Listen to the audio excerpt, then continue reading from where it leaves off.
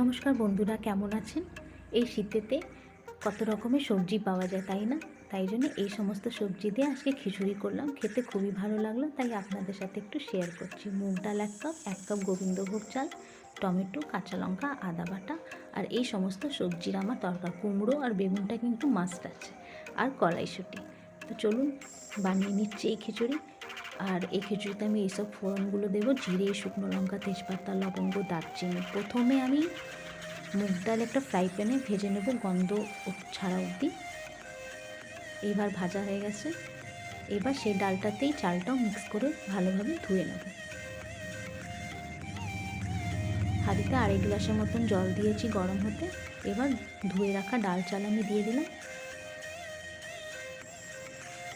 এবার ফ্রাই প্যানে সর্ষে তেল দিয়ে ফুলকপি আর বেগুন দিয়ে দেব।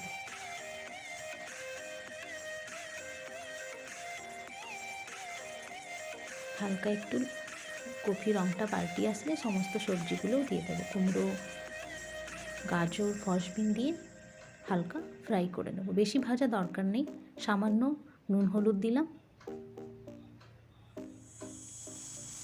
এবার খিচুড়ি এই জলটা ফুটতে শুরু হয়েছে। এই ফেনাগুলো আমি ফেলে দেবো। এই ফেনাগুলো খুব ক্ষতিকারক শরীরের জন্য। এবার নুন আর হলুদ দিয়ে দিলাম। এই সবজিতে টমেটো আর আদা বাটাটা দিয়ে দিলাম।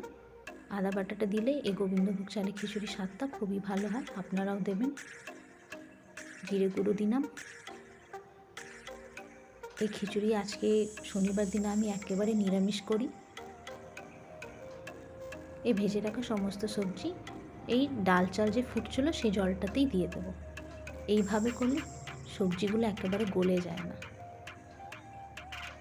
ঢাকা দিয়ে লো টু মিডিয়াম ফ্লেমে ছেড়ে দেবো। এবার চলুন আলু দম করে নিচ্ছি একদম ঝটপট।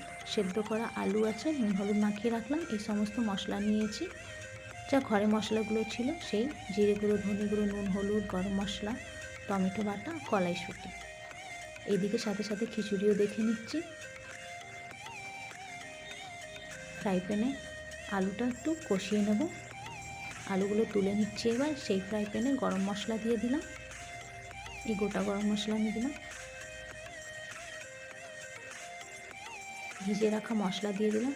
আমি যখনই তরকারি করি মশলাগুলোকে জলে ভিজিয়ে রাখি, এইভাবে করলে মশলাগুলো পড়ে না।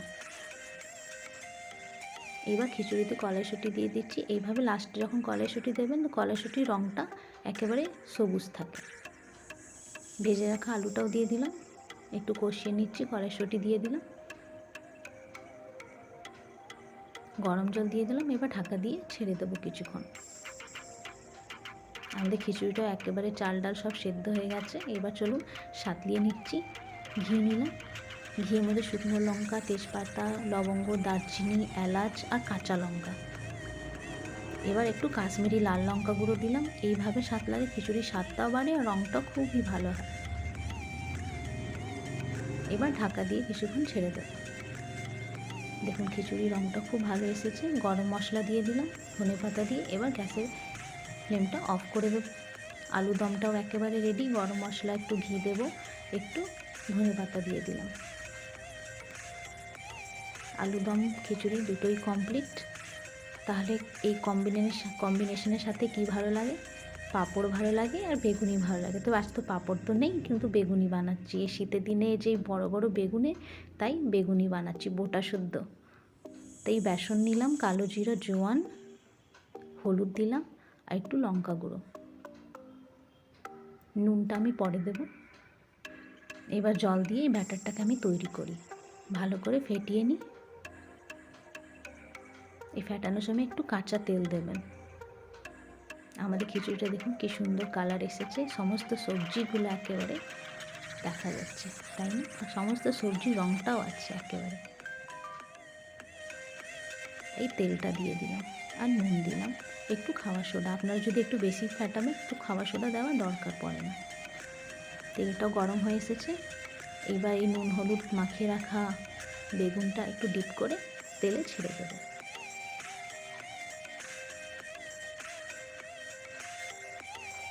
এইভাবে শীতের দিনে খেতে খুবই ভালো লাগে। শীতের দিনেই তো এইভাবে খাওয়ার মজা।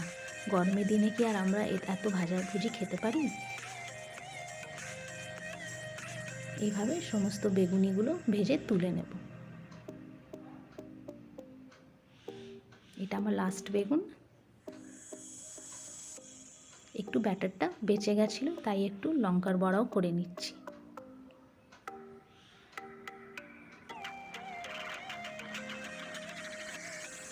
আমাদের লঙ্কা বড়াটাও একেবারে কমপ্লিট হয়ে এসেছে।